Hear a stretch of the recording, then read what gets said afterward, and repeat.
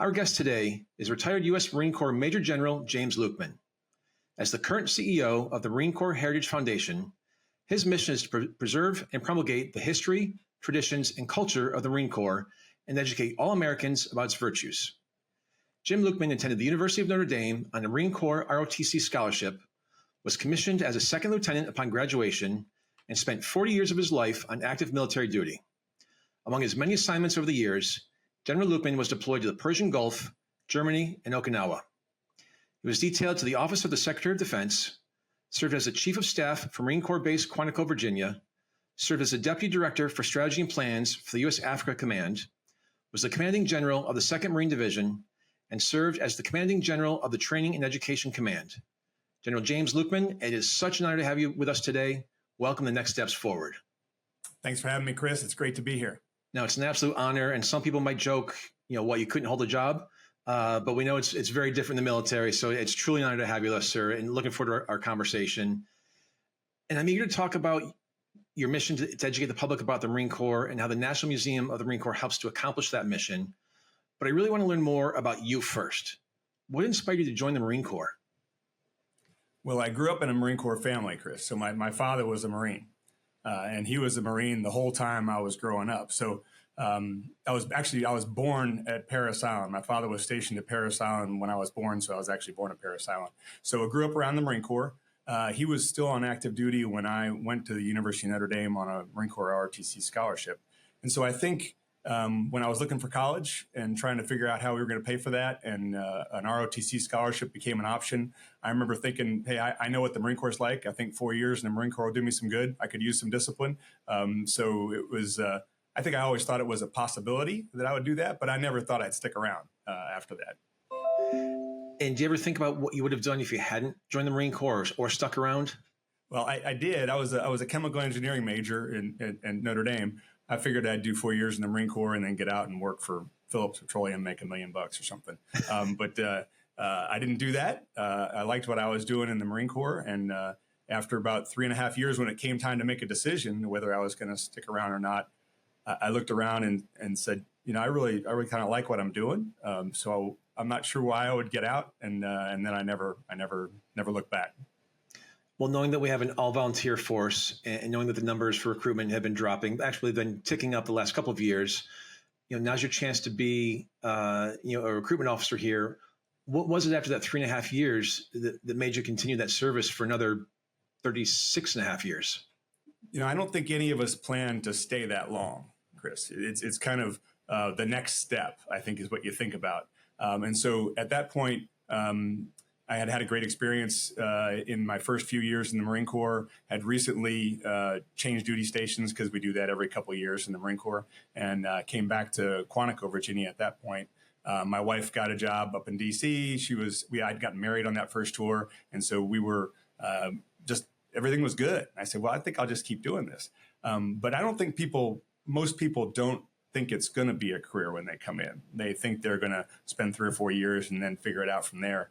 And there were several times over my 40 years where I thought that was going to be the end, that I might leave, not on my own, but the Marine Corps was going to be done with me. And then I'd have to find something else to do. And obviously serving the military is a very different career than most people have. How did that decision shape your life beyond your career?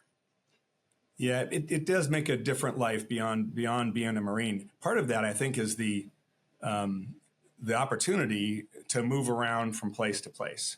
And so unlike some folks who grow up and stay in the same community their whole life and have friends from elementary school and that kind of thing, as we move around, my friends mostly were Marines because that's who I was staying connected with as we moved from duty station to duty station. So I think it shapes the Marine Corps life kind of tends to build on itself. I think about most of what I've done in my life has been centered around the Marine Corps, not a lot of interest outside of that. So I think it does affect other things besides just your work by the fact that you're moving from place to place, living on Marine Corps bases, deploying away from the family, and other Marines are sharing those experiences with you. Do you have any children? I do, 2 daughters. Neither one joined the Marine Corps. Neither one married a Marine. So I'm working on the grandkids now. So that's terrific. So there's still hope for the family business? That's right. That's right. So you said in the past you had your ups and downs during your 4+ decades in the Marine Corps. You even said that you were, quote, not a very good lieutenant, but you got better. For someone who's a 2-star general, that's quite a candid admission. What's the backstory there, sir? Yeah, I'm not sure that's that rare of a thing that happens, but so I came out of college, and like most young Marine lieutenants, I was smart and fit and eager and lots of energy and all that kind of stuff, but I didn't really know how to lead. And as a young infantry lieutenant, you're thrust into a leadership position right away, which is great. That's what's great about the Marine Corps. And hopefully people help you learn along the way. That first organization that I became part of, my company commander, captain, he was an alcoholic Vietnam vet. My platoon sergeant, similarly, an alcoholic Vietnam vet. And I didn't get as much mentoring and coaching as perhaps I needed at the time. So floundered a little bit, but then went on to a different unit with different leadership and learned how the right way to do it is, and finished out that first assignment as a second lieutenant a little better than as I started. But then I went on to another duty station. This is one of the great things about the Marine Corps. When you go from place to place, you have opportunities to meet other people and grow. So the next duty assignment I went to, I worked with some terrific staff non-commissioned officers, terrific staff NCOs. So as a young lieutenant and then as a young captain, I saw how great staff NCOs could be and what they were like. And then as I went back to the infantry as a captain, I checked into a unit that had some just terrific officers in it. I ended up as a young captain, joined 3rd Battalion, 6th Marines, and said, I want to be a company commander, which we all do. I said, but you're going to be the S3 Alpha. That's the assistant operations officer. And I said, well, I want to be a company commander. They said, well, you're going to be the assistant operations officer. I was like, yes, sir. But my boss, the operations officer, was Major Tom Waldhauser, who retired as a 4-star general later in the Marine Corps. And Lima Company was a captain named Joe Dunford, who retired as a 4-star general, chairman of the Joint Chiefs of Staff. Weapons Company was Mark Gerganis, who retired as a 2-star general. Fred Padilla was the ADG. He retired as a 3-star general later on. So I was surrounded by these super officers in 3rd Battalion, 6th Marines. And it was just a great environment to learn what it's like to learn how to be a good Marine. So I think from a slow start, I had some great opportunities after that to learn about what it means to be a leader. So my listeners know I'm a huge Yankees fan, and hopefully tonight's not the end of our season. But it sounds like you were on the 1927 Yankees there with that roster, that lineup. Yeah, it is. I mean, that is the who's who of modern era Marine Corps greats. Yeah, and you'll see that in different units at different times, Chris. It's interesting. That was one where we had these officers that went on to do great things in the Marine Corps. There are other Marine units that I know of as well that have clusters of general officers, and I think there's something about that synergy between them where you just know what a good environment feels like and what it is to be good. When I joined that unit, I thought that's what all battalions were like. I didn't know it was anything special. I figured that's what everybody's like. Later on, I realized, oh no, that was pretty special. Well, and to your point, what is it about those clusters? Do good leaders attract good leaders, or do they feed off of each other and just try and, I don't say leapfrog, but learn from each other and grow together? Yeah, I don't know. That's a good question. I think, when you join a team, and my commanders, I'm a Washington Redskins / Commanders fan, so are a good example of that. When the team is clicking and people are happy and performers come in, they rise to a level. And I think that happens in military units.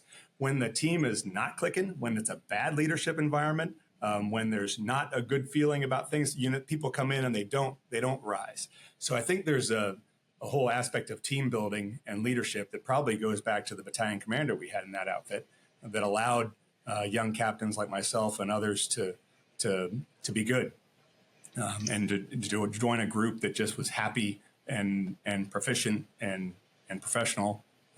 So it's an interesting dynamic that you see in the military a lot, like you see in sports teams. You talked about the 1927 Murderers Row Yankees there with all the stars there and the generals. But when you start the conversation, you mentioned some NCOs. Mm-hmm. And I've been fortunate enough to be around a lot of active duty military, and maybe for our military friendly folks or don't know about much, can you talk about the importance of the NCO and what that actually stands for and what it means? Yeah, so non-commissioned officer, excuse me, and staff non-commissioned officer is when an enlisted Marine has spent some time a couple of years in, and has gotten promoted, and he's risen to a position of leadership. And NCO stands for non-commissioned officer. It starts at rank of corporal and then sergeant, which is probably the best rank in the Marine Corps.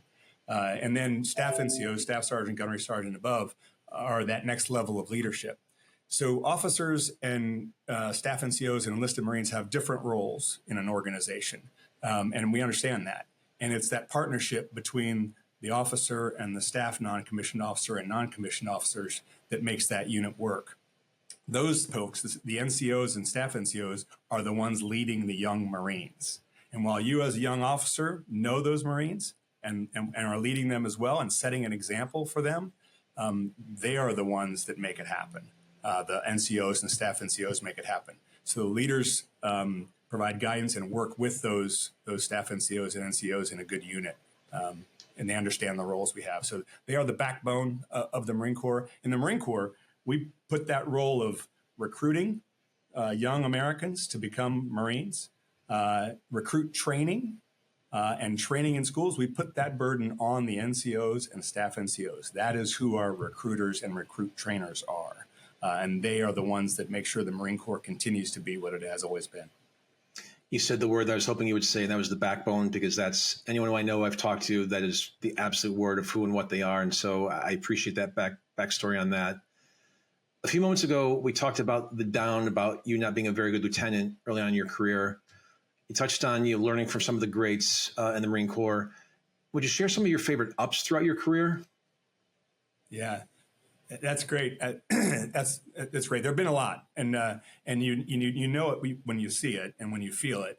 So there are times when you are leading an organization. When I was a company commander, Lima Company, 3rd Battalion, 6th Marines, we had I felt a very good and proficient unit, and there are just memories I have of being with those Marines doing exercises. We didn't go to combat together. This was 1986, 87, 88. And we didn't go to combat during that time. We did a lot of training and a lot of sailing around the world and deploying places. But they were just a very proficient unit, and it felt good. The lieutenants were good. The staff NCOs were good. The Marines were good. We were close, and you had that tight feeling of a winning team at that point. So that was one of those. I've had other opportunities when I was the commanding general of 2nd Marine Division. That was a privilege. To be able to lead. This is now 2012 to 2014. So we were sending units to Afghanistan at the time. And so we didn't go as an entire division to Afghanistan, but we prepared and trained battalions, about 1,000 Marines or so, to go to Afghanistan for a 6 or 7 month deployment and then brought them home. And so that responsibility as 2nd Marine Division to prepare and deploy units into combat, and then also to take care of their families and to welcome them back home was a great opportunity down at Camp Lejeune, North Carolina, where I was 2nd Marine Division CG. So those have been two particularly highs. Being a battalion commander was awesome as well. So, there's lots of different places. I think most Marines like the time they're with Marines in command. Those become the favorite times. Sure, we have important jobs on the staff in places, but those just aren't quite as satisfying as being in command of Marines. So those are a couple of highs. One of your career ups certainly must have been when you were named CEO of the Marine Corps Heritage Foundation. How did that come about? And would you have ever guessed during your service years that you end up in that role? I would not have guessed that, Chris, that it was not something I thought about as a Marine. And it's really pretty interesting. When I retired in 2020, I wasn't sure what I wanted to do next. I wanted to work. I wanted to stay in Northern Virginia because I had some family things here that I needed to stay close to. And so I thought I might teach. I thought I might mentor a little bit because if you spend a lot of time in the Marine Corps as a general, you've seen a lot, and you want to be able to pass that on to younger Marines. And so I started looking down that path. And it wasn't panning out right away. It was like, well, yeah, maybe next year, we'll look for somebody there. And so I'm thinking to myself, man, I'm going to have to get on LinkedIn and do a resume and network and actually get a job. And then about that time, a friend of mine who was on the board at the at the Marine Corps Heritage Foundation. It was General Tom Waldhauser, who I worked for in 1986, who is now retired general and on the board at the Marine Corps Heritage Foundation. And he called me up and said, "Hey, we're looking for somebody to take over the Marine Corps Heritage Foundation. We can put your name in the hat for that if you're interested." And I said, "Yeah, I would love to do that." It's interesting, Chris. When my father retired after his 35 years in the Marine Corps, he went on to take over the Marine Corps Association, which is another organization that supports the Marine Corps from the outside. And I remember thinking, I was a captain at the time, I remember thinking, wow, how terrific is that? He gets to retire, but stay close to the Marine Corps and support them in a way that's outside the Marine Corps. And then it happened to me, and it was like deja vu all over again. It was perfect. So I was really lucky to be able to get into that role as the president and CEO of the Marine Corps Heritage Foundation, and that has been terrific. It's the best retirement job in the Marine Corps. I'm very fortunate to have been able to participate and do this part for the Marine Corps. So we're going to talk about the foundation in detail, but I want to talk first about the Marines. Even people who have served in other branches will acknowledge that the Marines are different. What is it about the Marine Corps culture that sets it apart from the others? Yeah, it is that culture word that you said, Chris, is what it is. And right from the time a young man or woman steps on the yellow footprints at Paris Island or San Diego to try to earn the title to be a Marine, what they learn from day one is, one, Marine Corps has never failed at anything in the history of the Marine Corps, and you're not about to be the first. And then you are taught those that have gone before, the heroes, the battles, the things you need to know about the past. Any culture has its stories, has its traditions, has its language, has its the clothes that they wear, the songs they sing, all those things the Marine Corps holds very dear. And we start from boot camp and officer candidate school with teaching those things to those who want to be Marines. So by the time you graduate from boot camp or officer candidate school, that Eagle Globe and Anchor is tattooed on your heart, and you know what it means to be a Marine. And then we carry that throughout your time in the Marine Corps, so that all Marines understand that the reputation we have today has been passed down by those generations of Marines that have gone before us. And we know what those stories are and where they come from. So I think being a little more fanatical about our history, and not just the dates and places, but what those battles mean and what those accomplishments of Marines mean to Marines makes us feel a little different in the Marine Corps. And there's a pride. You build a pride with that, right? That I'm a part of this team. I made it through a very difficult process to become one of this very few to be a Marine. And whether the Marine serves 1 year and gets out for some other reason, or 40 years, you'll see them, years later, wearing a Marine Corps hat, got a Marine Corps bumper sticker on my car, got a Marine Corps flag flying outside my house because they're proud to be a Marine. So it is that culture word that you mentioned, Chris, is what the Marine Corps has and preserves very carefully. It's interesting as you're talking about the bumper sticker and the flag.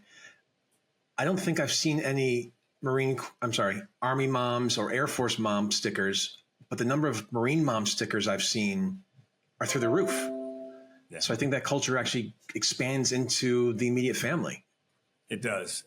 If you've ever been to a boot camp graduation at Paris Island or San Diego, it's a tremendous moving family experience. Their young son or daughter's been there for 13 weeks going through training, and the families all come down on graduation day, and they're sitting in the bleachers watching them march across the parade deck. And you can't tell who's who because they all look the same.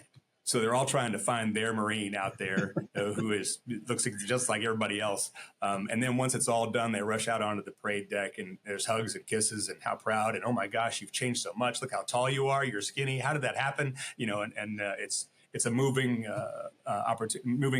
experience for the families as well. That's amazing.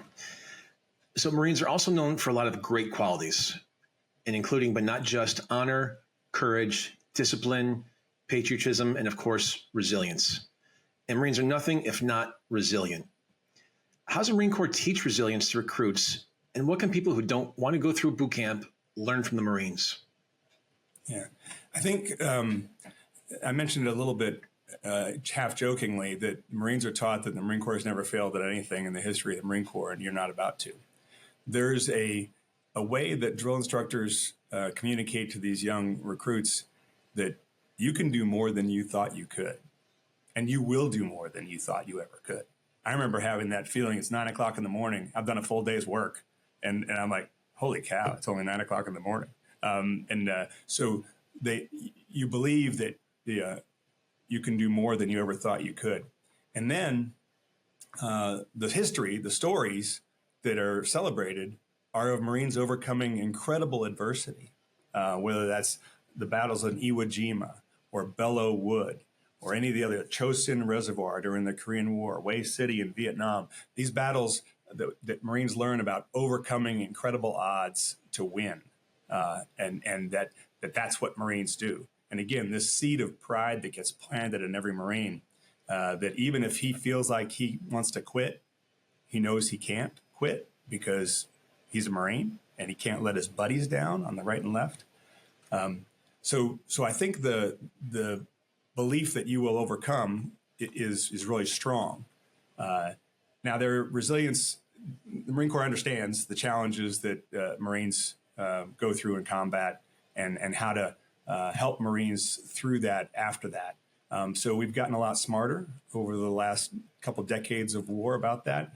Post-traumatic stress is a real thing. It has been since the Civil War and probably before that. And so the Marine Corps doesn't ignore that. And we actually know how to, or we try to make sure that Marines still feel that sense of community and commitment and part of a team after they come back from combat that they did while they were in combat. Another Marine quality certainly is leadership. Now, you must have served with some leaders over the years who were tremendous role models, as we mentioned earlier. Who are some of the most important role models, and what traits made them such great role models for you?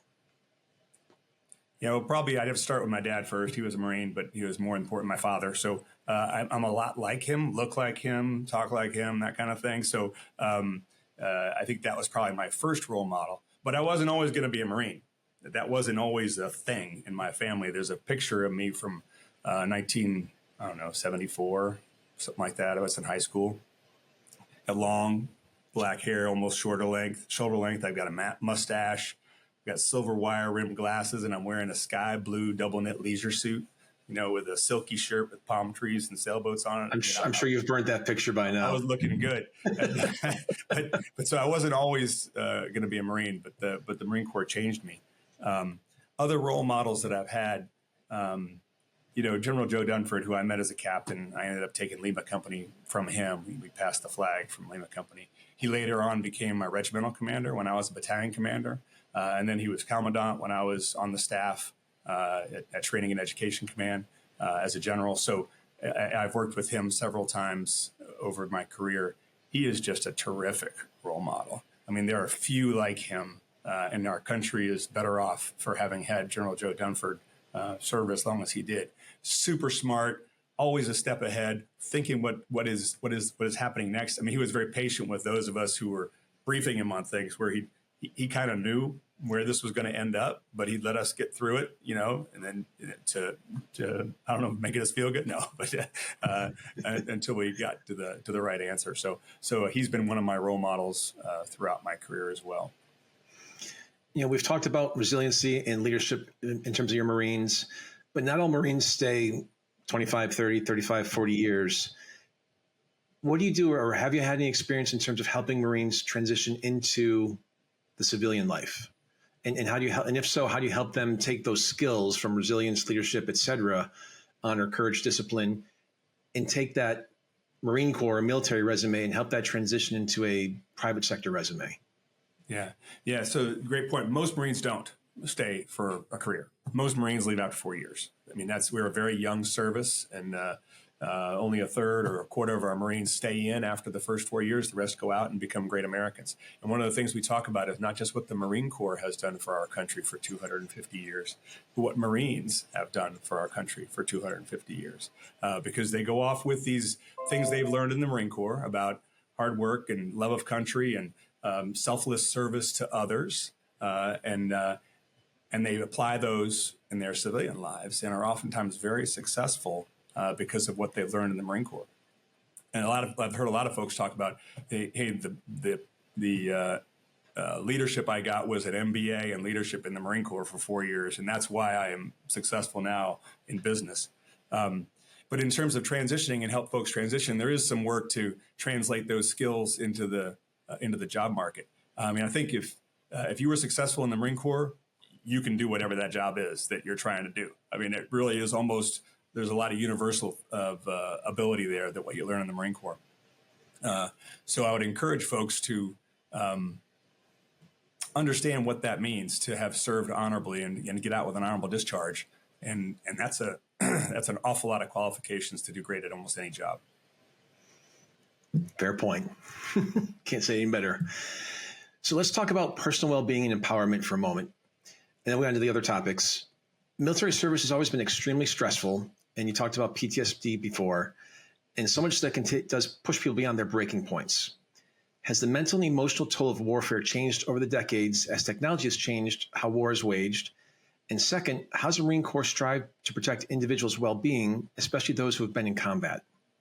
Yeah. I don't, that first question about has the impact of war changed as the characteristics of war have changed with technology and different types of combat now than there was in previous wars. I don't think it has changed. It is, it's always changing. I guess it's always changing, but there is always the potential that Marines coming back from combat will feel a loss when they come back. And what I mean by that is when you are together as a unit in combat, you absolutely are depending on each other for your life and their life. They're depending on you for their life. So you are, it is about as intensely connected to your Marine buddies as you could ever be. And then you come back to the country, come back to the United States after the war, and maybe leave the Marine Corps, and now maybe nobody needs you that way anymore, and you don't need anybody else that way anymore, and there's a sense of loss, and maybe I'm lost a little bit because I don't know where I fit right now. I knew where I fit before, and now I don't know where I fit. So one of the ways the Marine Corps has tried to deal with this is to keep those units together when they come back from combat. In Vietnam, Marines came back and soldiers came back individually from Vietnam by themselves, left their unit in combat, came back by themselves, and then they were here. We've changed that now where we bring whole units back from combat. So for Iraq and Afghanistan, the whole unit comes back together. We've further developed that where we keep that unit together for 90 days after they come back. And you don't allow Marines to transfer out, to leave the Marine Corps, to go home. I mean, they get leave, but I mean, they don't leave their buddies. So you keep that unit together to let them transition from combat together for a while and experience that before they go off on a new duty station. And that's been very helpful to try to ease that feeling of being a little bit lost when you come back from combat. It has been combat in Iraq and Afghanistan has been very difficult because you're asking very young Marines to make very difficult decisions about life and death because your combat is mixed in with civilians and innocent people. And so you're trying to fight through a place where around one corner there's innocent folks trying to do their best, and on the other corner there's somebody trying to kill you. And so that can be difficult for young Marines to reconcile as well. This question is on empowerment, and it almost seems unnecessary, but how has your military career empowered you, and how does it typically tend to empower others who serve? I think that they, by being placed in with opportunities to exercise leadership, to make choices, it is empowering. In other words, you put you in experience in leadership roles. The Marine Corps is very good about that. It's like you're in charge of an organization or a mission or a task, and you're going to fail or you're going to succeed, one or the other. And most of the time, that's not life or death. It's just a simple task. But you get over and over and over again these tasks assigned to you with the responsibility, and hopefully get coached each time afterwards. That was great. You did good. Or no, you should do this differently next time. And so they talk about how sometimes leaders, as they move up the chain, seem so smart and so, boy, how do you know that? And I tell people, I've seen the movie. I know how this ends. I've been through this experience many times. And so I think the empowerment comes from multiple experiences in leadership that allow you to build on your resume, if you will, of how to deal with the challenges as they come up. And one part of personal empowerment is how what we learn enables us to grow and go on to accomplish other things in life. Now, I know you'd like to talk about how many Marines have gone on to serve their communities, as you mentioned before, after their time in the Corps. But would you share some of your favorite stories on that topic? Yeah, it is one of my favorite things to talk about, Chris, is the Marines who have gone on to serve their community. Because I think a lot of Americans don't know a Marine. They don't, maybe they don't have a Marine in their family, or they feel like they don't know a Marine. And they probably do. They just might not know that they were a Marine. Of course, that's a little tough because, like I said, we always wear our Marine Corps on our sleeve or on our heart, however, wherever it's tattooed. But so let me share a couple stories. There's a gentleman named Bill Greason. He lives down in Alabama. He was born on September 3rd, 1924. So he is 101 years old. And Bill Greason is black. Was a baseball player. But he enlisted in the Marine Corps in 1943 and went to fight on Iwo Jima. Before he could become a Marine, he was one of the very first black Marines to join the Marine Corps. So he was trained at Montford Point, North Carolina, separate from Paris Island and San Diego, because that's what the Marine Corps did with black Marines back then. We trained them separately. So he had to not only overcome what it takes to become a Marine, but the prejudice at the time as well to become a Marine. Fought on Iwo Jima, came back, got out of the Marine Corps after World War II. But like I say, he's a baseball player. So he plays in the Negro Leagues. He's a pitcher and pitches for several years. In 1954, he's called up by the St. Louis Cardinals to be one of the very first black. He was the second black member of the St. Louis Cardinals ever, and pitches in the major leagues in 1954. Eventually leaves baseball. Actually, not long after that, leaves baseball. Becomes a preacher down in Alabama in a church there, and preaches for 50 years. To his community. So continues to serve his community today. He stopped preaching actively in 2024. So a year ago, he stopped, but he's still, kicking it down there in Alabama. So here's a person who has that Marine Corps trait, but has other skills as well, and is giving back to his community. Another one that people probably know is Fred Smith of FedEx, who passed away this year earlier. And Fred was a decorated Captain Marine from Vietnam, Silver Star recipient, but then came back and founded FedEx after leaving the Marine Corps. And not just the success in business for FedEx, but FedEx has been such a great contributor to the city of Memphis. They stayed in Memphis, which is not the biggest hub in the world, or was not the biggest hub in the world at the time. And that's where FedEx headquartered was, employed the people of Memphis in FedEx, and gave so much back to his community. Because he benefited from his success in business, which he attributes to the leadership he learned in the Marine Corps, and then wanted to give back to his community in Memphis. So I think that Memphis really loves Fred Smith and the FedEx family that's there. There's several others. There's a guy named Jake Wood who was a Marine, and he was the founder and former president of Team Rubicon, which some of you may have heard about. It's an organization that brings veterans in to respond to humanitarian crisis or natural disasters around the world. Jake Harriman, another Marine who founded and is the president of an organization called More Perfect Union, which is focused on trying to heal the divides of our country today and bring our country together. So these are Marines who have gone on to either work as a nonprofit or in their communities to try to make it a better world.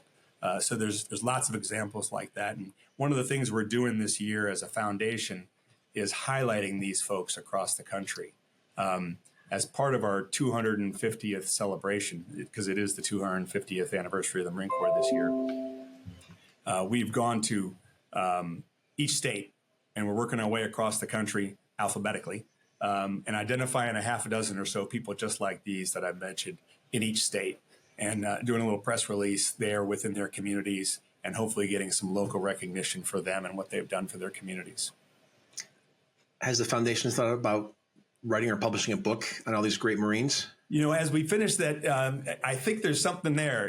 We haven't, that wasn't part of the plan to begin with, but as we get through the end of the year, and now I've got 200 or 300 of these. Some of them are already, there are books already about quote unquote famous Marines. And so some of those names, I mean, Gene Hackman was a famous actor and a Marine. Adam Driver is currently an actor and Marine. Other businessmen, politicians, George, I forgot who I was going to say, but anyway, yeah, there's George Schultz is who I was going to talk about. That's right. Was a Marine. So there's lots of famous Marines out there, but we shouldn't let this list that we've created go to waste for sure. At a minimum, maybe make a page on the website and just sort of go through the history. And you can see them today on our marine250.com website. Thank you for that intro. It's a great plug. So all things 250th for the Marine Corps. We created a website, it's marine250.com, where you can go there and see all of our Marines across America, is what we call this part of it. And there's a whole bunch of stuff on the Marine 250th there on the marine250.com website. All right. Well, that's the perfect segue into my next note here to get into. Marine Corps is a big, huge birthday next month. Tell us about that birthday and what that celebration is going to look like.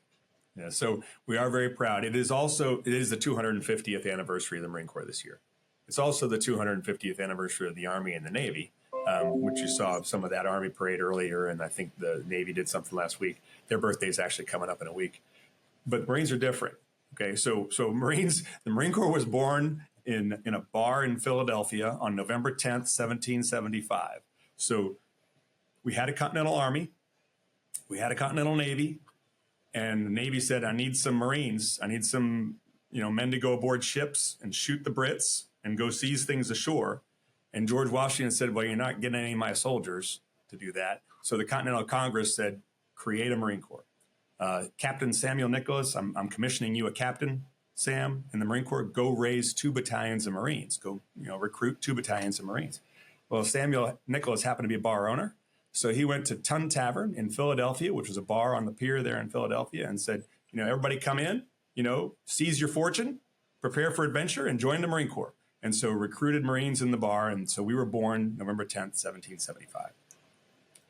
About 100 years ago, our commandant at the time, General John Lejeune, said, we're going to stop every year on November 10th and remember what it means to be a Marine. We're going to recall those that have gone before us, that have created this reputation that we who are Marines today enjoy. So we're going to talk about battles won, heroes, and we're going to just pause and remember who we are. So we started that 100 years ago. And every year we have done that since then. So it has evolved over the years into a celebration that all Marines know and will participate in, whether you served one day or not one day, 1 year or 40 years. Wherever 2 Marines are gathered on or around the 10th of November, they will have a happy birthday. It usually involves a cake of some sort. And it usually involves sharing that cake with the oldest Marine present and the youngest Marine present, because there's a tradition of passing from one to the next, passing those traditions on. And it gets very elaborate in other places. We will have some very elaborate birthday celebrations here in the National Museum of the Marine Corps on the 10th of November. And the Commandant will have a ball up in Washington, D.C. His ball is actually on the 8th of November this year, but on or around the 10th, we'll celebrate that. So it is a huge anniversary for the Marine Corps, the 250th. And as I shared with you when we met a few weeks ago to prep for this, a few buddies of mine who are Marines, I had a breakfast meeting with them on November 11th, and they were a little late and blurry-eyed. And so I recommend anybody don't make any business meetings with Marines on November 11th because they might be taking the day off. So we'll just leave it at that. Well, this year, the 250th, Chris, is huge. So again, our foundation, and I know we'll talk about this some more, our foundation's mission and what it does and what we're doing for the 250th, but that has been our mission for the whole year. We are going year-long nationwide with this celebration, not just celebrating it on the 10th of November this year, but celebrating it all year long. Well, it's like you're reading my notes verbatim here. So we talked about the Marine Corps being around for 250 years. How long has the Marine Corps Heritage Foundation been in existence, and how did it come about? Yeah, so the Marine Corps Heritage Foundation started in 1979. We were actually called the Marine Corps Historical Foundation then. And its mission was to preserve the Marine Corps history and share it with the world. Our mission changed a little bit in the late 90s, because it was in the late 90s where the Marine Corps decided we need to build a real museum for the Marine Corps. All services have museums and always have. They collect the artifacts and keep them. the Marine Corps was kind of spread out amongst a couple places. The Washington Navy Yard had some. Down here at Quantico, there was a leaky warehouse with a couple of red and yellow painted rocks out front that was called a museum. And so the Marine Corps decided, hey, we need a real museum. And so they asked the Marine Corps Historical Foundation to take the lead on that. And so we changed our name to Marine Corps Heritage Foundation and took on the mission of raising the money and designing and building a true national museum of the Marine Corps, and did that. So the National Museum of the Marine Corps opened in 2006 on November 10th, shock and surprise, 2006. A tremendous accomplishment by the folks here at the Marine Corps Heritage Foundation to do that. And it's really a Smithsonian level, beautiful museum. The people that drive up and down 95 have driven by it, just south of Washington, D.C., outside the Marine Corps base at Quantico. It's a tall glass and steel structure with a spire that sticks out of it. And a lot of people drive by and go, wonder what that is. Well, that's a church or what that is. But it's only a church for Marines. It's an art cathedral. But that is the National Museum of the Marine Corps. So that's the Marine Corps Heritage Foundation. And our mission, as you mentioned, is to preserve and promulgate the history, tradition, culture of the Marine Corps and educate all Americans in its virtues. So our mission is not only to preserve those stories and those artifacts and those things, but share it with all Americans. And to that point, you mentioned your mission is to share the Marine Corps' history and tradition. What are the milestones of that history that Americans need to know and to truly appreciate? Yeah. So what we say here about the museum is it's 250 years of American history through the eyes of Marines, because the Marine Corps has been around for 250 years. So everything that has been important to this country, that battles and things that have happened to this country, the Marine Corps has been a part of. And that's what you'll see here in the National Museum as you go through. So yes, we have galleries dedicated to World War I and World War II and Korea and Vietnam and Iraq and Afghanistan, Desert Shield, Desert Storm, Iraq and Afghanistan. But you'll also see innovations that the Marine Corps is responsible for that have in our society. We have a timeline in our museum that goes from 1775 until today, where we talk about things happening in the country and in the world, and then also things happening in the Marine Corps at the same time. So you can see that history as you go through. I think the important thing for folks visiting our museum is that it is educational, and you can learn about dates and places and that kind of thing. But what's more important is what those things stand for and what they mean for the Marine Corps. I'll give you an example. We have the flag that was raised on Mount Suribachi on Iwo Jima on February 23rd, 1945. So that's the flag that is in the famous Joe Rosenthal photograph of, and you'll see the Marine Corps War Memorial in Arlington is the same image of 6 Marines raising a flag on Iwo Jima. That flag is here. But what that flag stands for, that photograph that was taken, it's 1945 now. The country's been at World War II for almost 4 years. It's not sure we're going to win this war yet. And when Joe Rosenthal's photograph of Marines raising that flag on Mount Suribachi is in every newspaper in the country, what it means is victory. It means we're going to win this war. And that flag becomes the symbol of that victory. It comes back to the United States during the war and goes on a war bond tour where they take the flag around the country and say, we need to buy a bond, you can touch the flag, because it means so much to Americans. So that flag is not just about what happened in the battle. It means more than that, not just to Marines, but to our country. And it did at the time, which is why the Marines are so tied to that image of the flag raising on Iwo Jima. And that flag is in your museum? Oh, yeah. That flag's here every day. And the other thing about the museum is it actually puts you in the experience. So it's not just looking at artifacts. You will walk through a CH-46 helicopter and walk out the back end onto Hill 881 South in Vietnam if you come to our museum. And Vietnam veterans do that, and some are very taken aback by it because it takes them right back. You will go into a room that's cold and dark where Fox Company 27 and Captain Barber held that pass for 5 days and 5 nights against the Chinese, but you'll be in the room with those Marines. And the figures that are in there are actually real Marines that have posed for these figures, young Marines today that are very realistic. You'll get off a landing craft in Iwo Jima after watching real footage of the landing on Iwo Jima on the side of the landing craft, as if you're going ashore with Marines on Iwo Jima. So we try to put Marines in the experience that the Marines would have felt. I mean, visitors in the experience that Marines would have felt at the time. It's a fantastic museum for that. And maybe share with our listeners and viewers who are Marines that are reluctant to go to the museum because they might not want to go back to that particular situation. Yeah, that does happen sometimes. The realism does affect different people, different ways. So we have created what we call a respite room in the museum, which is a place to cool down if you get emotionally charged by being in part of one of the exhibits in the museum. So and there's warning signs too as well. In Fallujah, before you go into the alley in Fallujah again and walk down where room clearing is done in the museum here, there's a warning that talks about that. And if you want to avoid that, you can bypass it and not go through that part of the museum. It's no secret that our country is unbelievably divided right now, unfortunately. And without getting into the politics of it all, is there a unifying theme in the Heritage Foundation's message and mission at a time when we really desperately need it? Yeah, I think so, Chris. And it's what we've tried to achieve this year in part of our mission that is educate all Americans in its virtues.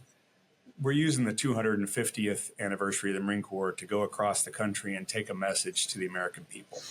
And we did that by going where they are. In other words, we'd love everybody to come to the museum. We've had over 7.5 million visitors in the museum since she opened. But that leaves 325 million Americans out there that haven't been here yet. So how do we reach them? So we've been taking the message to them in places where they are, whether that's a high school state championship football game, a minor league baseball game, a NASCAR event, or just in their hometown somewhere with community events that we have sponsored this year all year long. And the message we're trying to take to the American people is the message that you asked me about. It's not, again, it's not just learning about what the Marine Corps has done for this country. It's talking to Americans about what the Marine Corps stands for. So people look at Marines and they go, okay, that's honor and courage and commitment. That's service to something bigger than yourself. That's love of country and patriotism. That's pride. We really admire that in Marines. And all those things that I just mentioned are American traits. It's pride in America. And all of us felt that at some point and feel that at some point. So I think today, to be able to take that message and say, look, this is not just for the Marine Corps. This message of it's good to be part of it. It's good to serve others. It's good to be part of something better than yourself. It's not about me. It's about me being a part of a team and a part of a group that is going to win and be successful. That message is one that we're trying to share with the American people. And it's not just pride in the Marine Corps this year, but it's pride in America as well. I'm going to take that soundbite and play it over and over and over again across all social media platforms I can find, because 300 million Americans need to hear that. So thank you for sharing that, General. We were talking earlier in our conversation about leadership and the qualities that the Marine Corps instills in its people. The Foundation has a teaching residence program that reflects those traits. Would you share how the teaching residence program works and what some of our audience should do if they're interested in participating? Yeah. So a museum is an educational tool. During COVID, the museum was closed, and an empty museum is really not much good for anybody. So we as a foundation wanted to do as much as we can to enhance the educational opportunities that our museum provides. So we've worked with two of the counties here in Virginia that border the museum, Prince William County and Stafford County, and we arranged with them for us to pay the counties the salary and benefits for teachers and have a teacher from each county come work full-time in the museum. So they stay on the rolls as a teacher in Prince William County or Stafford County, so they keep their tenure and they keep their ability to go into classrooms, but they work in the National Museum of the Marine Corps every day. And so they do both student groups here in the museum, but they also take portable trunks of things to the schools around the counties and take it to them and teach there. They also prepare learning plans and lessons that can be done virtually across the country, so distance learning as well. So the education program here at the museum is pretty robust. And again, it's not just teaching about Marine Corps. It's teaching American history and social studies and leadership. We run leadership camps all summer long here at the National Museum of the Marine Corps. And so the Teacher in Residence program is one of the ways we do that and enhance the education here. The way folks can support that is, and support other education programs here at the Marine Corps, is through our foundation. The National Museum of the Marine Corps is a public-private venture. So all the artifacts belong to the Marine Corps, not the foundation. And the Marine Corps cares for those artifacts with a staff here in the National Museum of the Marine Corps. We, the foundation, support in other ways. So if somebody wants to help support educational programs, they would contribute to the Marine Corps Heritage Foundation. And everything we take in goes back into the museum and improvements and education programs here at the museum and what we call the Marine Corps Heritage Center, which is the campus that we're a part of here. As a foundation, you're a 501c3? We are. It's a 501c3 nonprofit and accept donations in a number of ways, whether it's a donor advised fund or a qualified charitable distribution or just a simple donation, a planned gift. All the ways that you can give to nonprofits, you can give to the Marine Corps Heritage Foundation. And our website is marineheritage.org. That's the website where you can contribute to the Marine Corps Heritage Foundation to support the National Museum of the Marine Corps and the programs we do here. I was at an event a few years ago for our local hospital, and the former news anchor, Brian Williams, was the MC. And he just kept commenting how if you have a donor advised fund, we'll take your check. Because if you got one of those, there's a lot in there. So, and folks that are old enough to have a required minimum distribution out of your IRA, if you give it straight to a nonprofit, there's a whole tax benefit for you and for others that's the easy way to contribute to organizations like ours. General, we have just a few minutes left. What are some parting words of wisdom about leadership, resiliency, patriotism that you would leave, again, with a very divided country that we have right now? Yeah, I think that it's important for all Americans to recognize that it's a great country.